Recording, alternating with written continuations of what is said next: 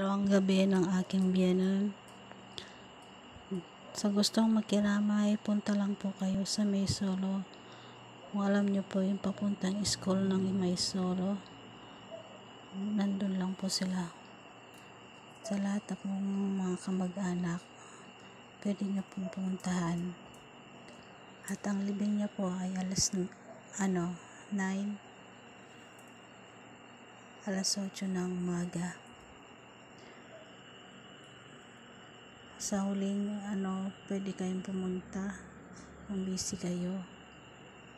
Huling sulyap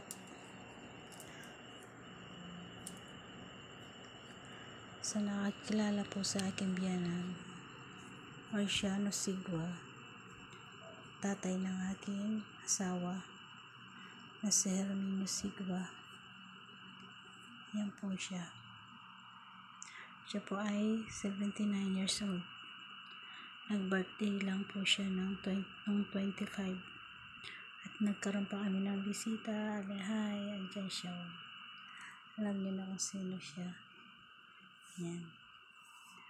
Pangalawang gabi. Thank you very much sa mga nagpunta at mga pupunta pa. Bye.